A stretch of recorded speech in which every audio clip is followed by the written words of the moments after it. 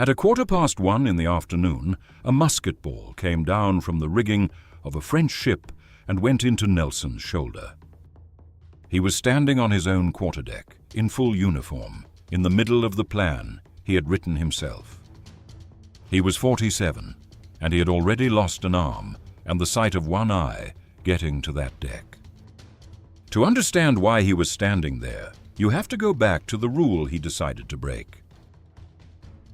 For 100 years, fleets fought in a line. Ships formed a single file, sailed parallel to the enemy, and fired across the gap. It was orderly, it was safe, and it almost never decided anything.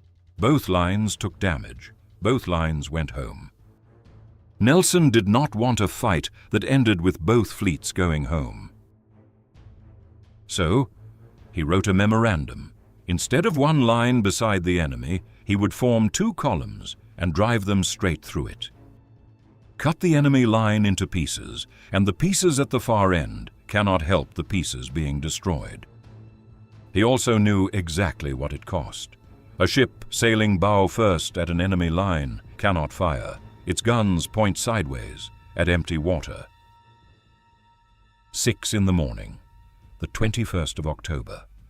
33 French and Spanish ships of the line, seen from the British masthead. 27 British ships against them, and almost no wind.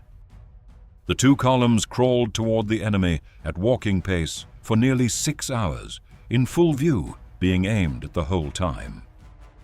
At 11:45, he sent the signal that England expected every man to do his duty. It took 12 hoists. The words he actually dictated were, "England confides."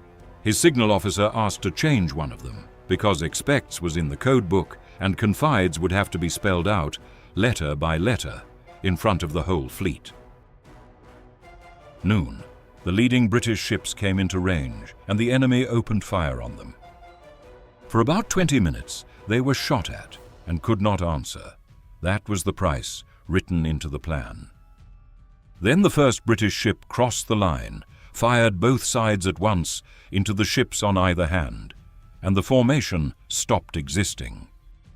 What followed was not a battle line. It was 100 separate fights. 1:15, a marksman in the rigging of a French ship about 15 meters away fired down onto the British flagship's deck. The ball entered Nelson's left shoulder and stopped in his spine. He lived 3 more hours below deck, being told how the battle was going. For 3 hours, they kept coming down to the orlop deck to tell him how many enemy ships had struck their colors. He died knowing the number. 17 enemy ships were captured and 1 destroyed. Britain lost none. And then the weather turned. A gale came up out of the southwest and blew for 4 days onto a lee shore, with the captured ships barely manned and already wrecked aloft.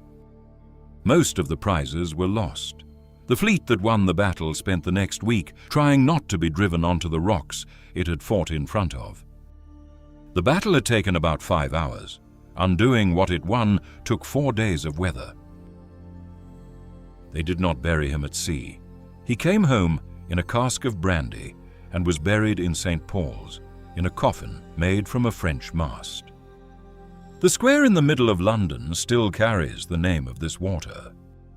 Every battle on this channel goes back on the map the same way. Subscribe, like, and share.